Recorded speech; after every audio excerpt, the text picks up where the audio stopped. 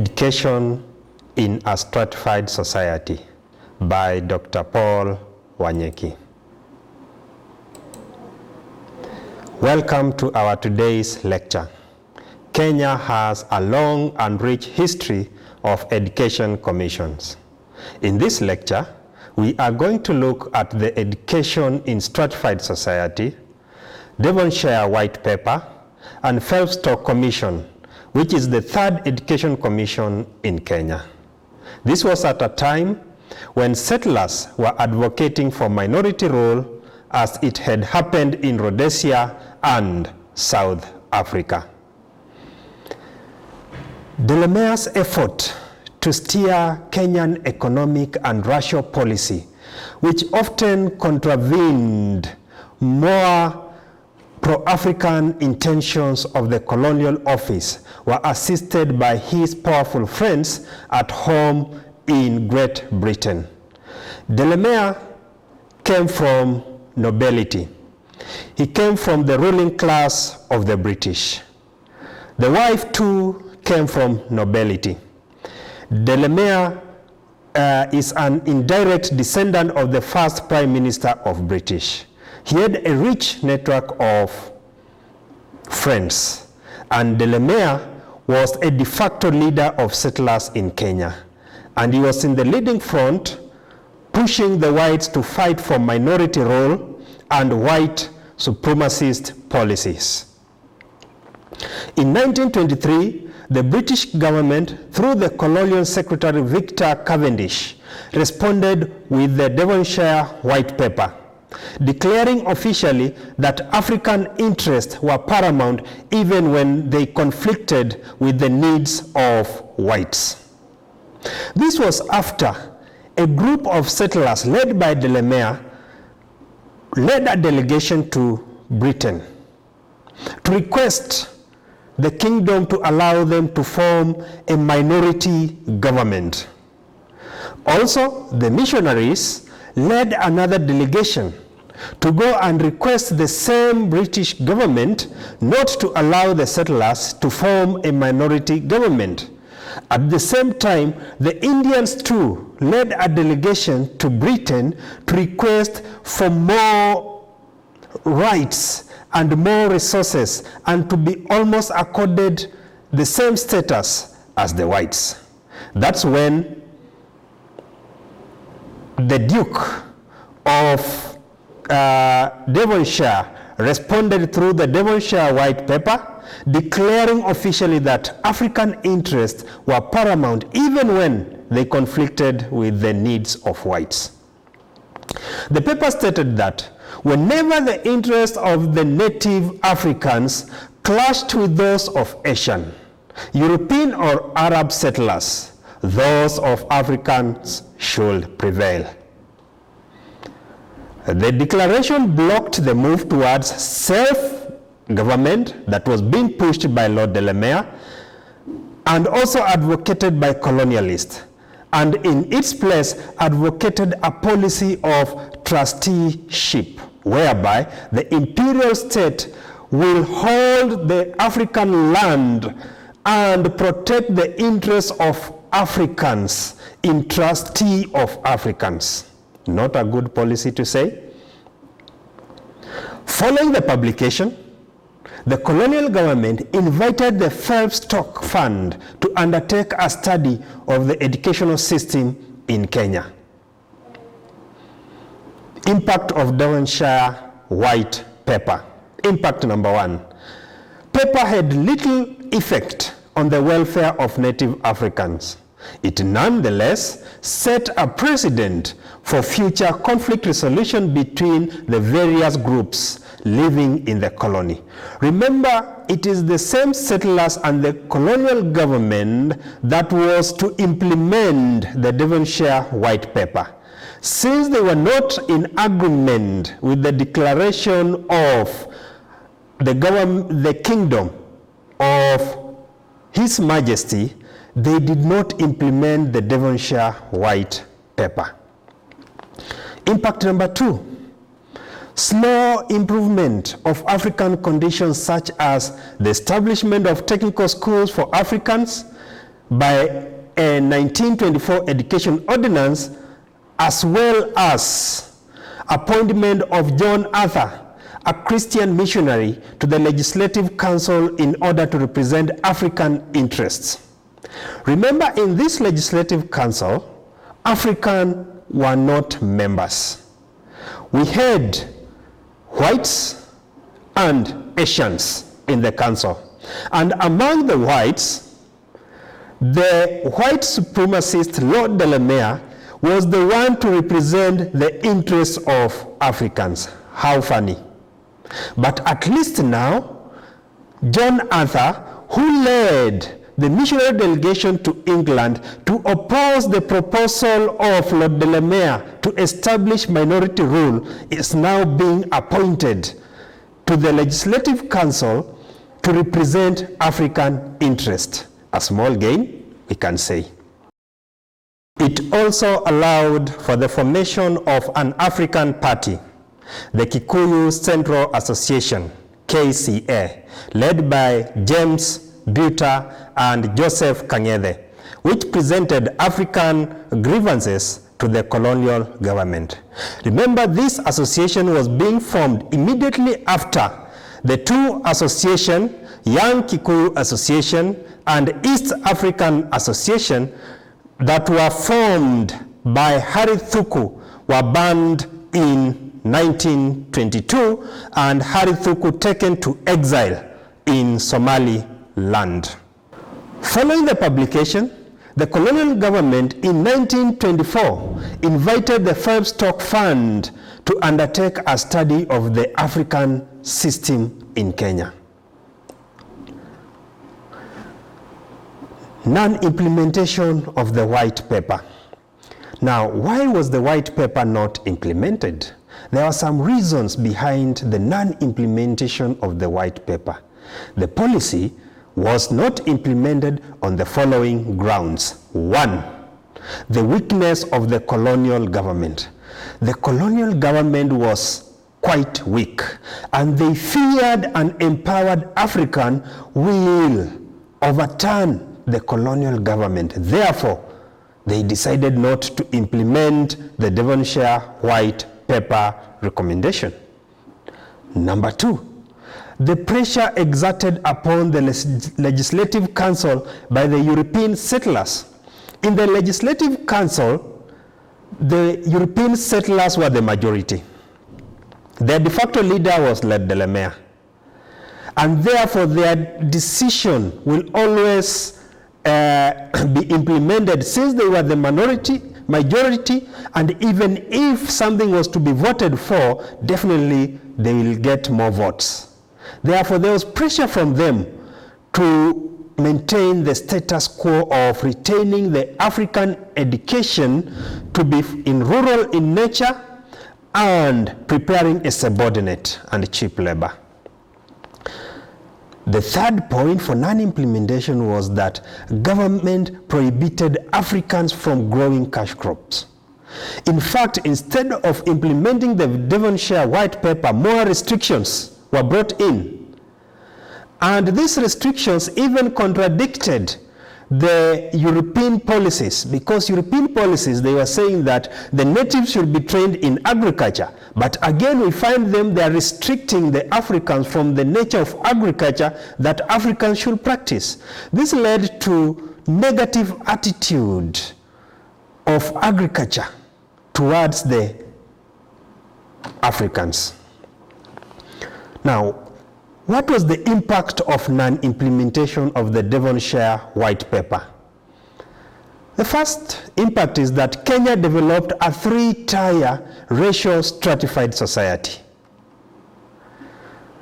The uppermost strata was composed of European farmers, civil servants, and businessmen, all of whom were whites. The middle-level strata consisted of Asian shopkeepers and artisans. And the third and the lowest strata composed of Africans working in farms owned by Europeans or living in their rural reserves and restricted not to grow cash crops. Phelps-Stoke report, Education in East Africa. The survey was done by Thomas Jones, Hans Vicher, the chairman of the Colonial Office Advisory Committee and Native Education in Tropical Africa, and James Dillard, the president of the Jeans Fund and a Phelps-Stoke Fund Trust. Thomas Jesse Jones was the chairman of Phelps-Stoke Fund, and he was described or labeled by W.E.B. Du Bois as the evil genius of the Negro race. This is because Thomas Jesse Jones himself was a racist. He was a white. However, he was the one who was trusted in pushing the African educational agenda by the colonial administration and the whites. That's why he was labeled by W.E.B. Du Bois as the evil genius of the Negro race. The commission visited Ethiopia, Kenya, Uganda, Tanganyika, Zanzibar, Nyasaland, Mozambique, Southern and Northern Rhodesia, and South Africa. Jones and the fund could not accept that Africans should have a voice in their educational future. To give a background on this absurd Jones' view of not accepting Africans' voice is that Jones had conducted previous works in American South on Negro education through Phelps-Stoke Fund. He had also conducted and written a report in West Africa, the Gold Coast, about African education. And in both, he did not seek any opinion of Africans themselves. And even when he visited East Africa, he maintained the same stand of not accepting Africans' voice while conducting their studies on education for the African.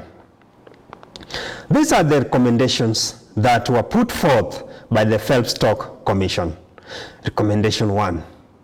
The general recommendation was the adaptation of education to meet local conditions, and emphasis be put on character formation.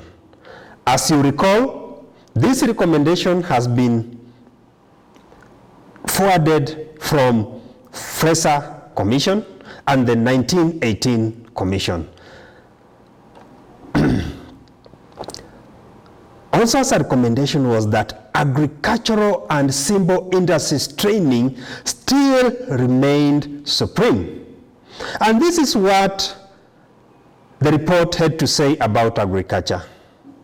The most essential requisite of all is a genuine belief in agriculture, a recognition of its vital contribution to the life of the community, a realization of its value in the physical, mental, and even the moral welfare of the native people. They also recommended the need for advanced technical and agricultural training, as well as professional knowledge of law, medicine, and theology. To give a background of this recommendation was that the report that they did for education for the American South Negro and education for the Africans in West Africa and Gold Coast was criticized that it did not provide education or higher provision for higher education for the Africans. And therefore, for the sake of it, they decided to throw in this recommendation, not because they meant it, but just to address the critiques of the first two reports. Also, there was a recommendation on improvement of the village schools should be the first responsibility of colonial authority. The reason for this was that, one, there was increased resistance from Africans on the nature of education that they were being offered, and two was that there was increased complaint from settlers and industrialists that the products from schools were poor and could not provide sufficient labor for the agriculture sector and the industrial sector.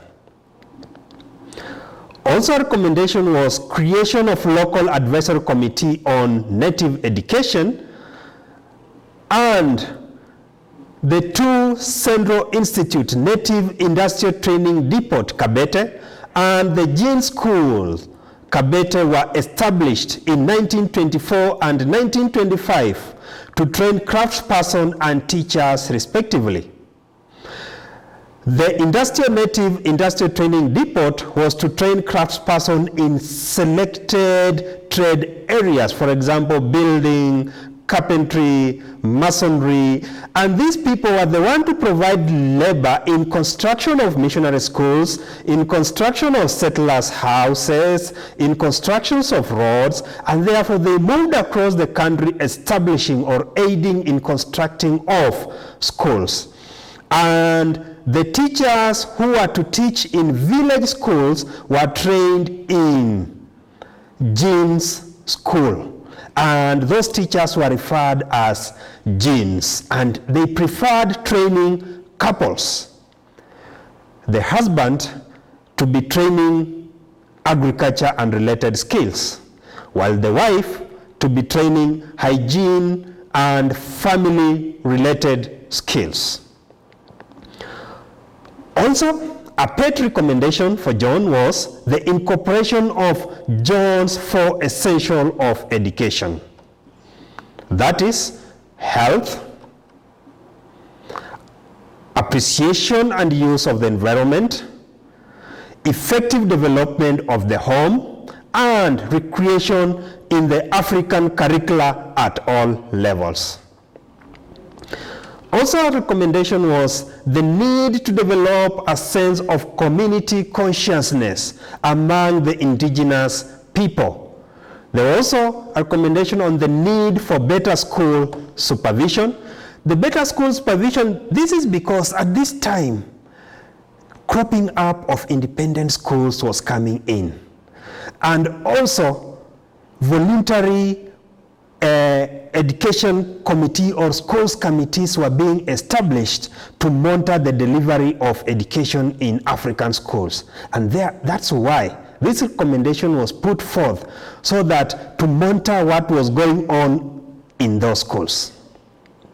Number 11, the necessity for cooperation between missions and government for African education, and the need to differentiate between education for the masses of Africans and their leaders. And this is because the first two reports were criticized, that the education that Jean was proposing was education for subordinate, that the education that he was proposing for Africans was not sufficient. Because of this reason, he recommended that there be two types of education. One, a poor type of education, rural type of education, education for subordinate, and that is education for the African masses.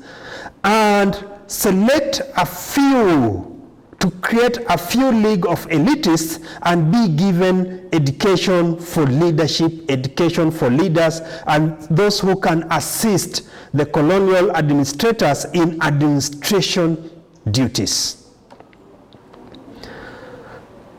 Also, there was a recommendation on education should be Christian in character. And this is what Anson Phelps-Stoke said or noted, that the Education Commission can see no hopeful future for African unless the forces of Christian education are strengthened.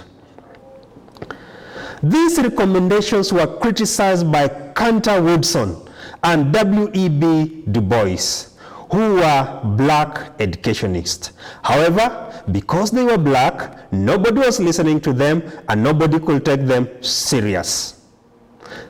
And also by Norman Leys and A. Victor Murray, both of whom were not only British but had worked in the colonies and were known to be devoted Christian.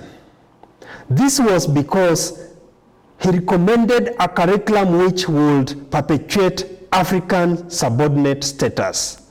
Now, because Norman and Victor were white and devoted Christians and also had worked in colonies, they were taken seriously and their criticism was considered. And because of their criticism, during implementation, very few of the Commission's recommendations were actually implemented. This was because he recommended a curricula which will perpetuate African subordinate status. Let us see a few recommendations that were implemented. Critics of John's recommendation argued that his understanding of the relationship between education and economics appears to have been limited to the knowledge that a Negro of African provided with a literary education will not long remain a very viable economic tool. Phelps-Stoke Fund based its African policy on three premises. Premise number one, that the experience of the Negro South was directly related to black Africa. That was wrong. Number two, that neither African nor American Negro will be self-governing or even have a large say in his welfare for the foreseeable future. It was equally very wrong. Premise number three, that Africa and the Negro South will remain rural indefinitely. Very wrong too. Now, since their recommendations were based on these three premises, most of their recommendations were wrong recommendations that could not work, and that's why very few of their recommendations were actually implemented. These premises were informed by some assumptions that led Samuel Chapman Armstrong to launch Hampton Institute and Booker T. Washington to create Tuskegee Institute. Both the institutes were to educate the Africans in the American South. Observations that were made during the implementation of the Phelps-Stoke Commission and even after. Observation number one, Phelps-Stoke Commission concept of education will have radically altered the course of modern African history, and not in the Africans' favor were it to be fully implemented. The second and the last observation is that the fund advocated a policy which was not only inapplicable, but which had strong racist overtones as well. Was advocating for white supremacist and minority rule. Thank you very much for joining me in this lesson. Join me in our next lesson, which will be on 1925 education policy in British tropical Africa.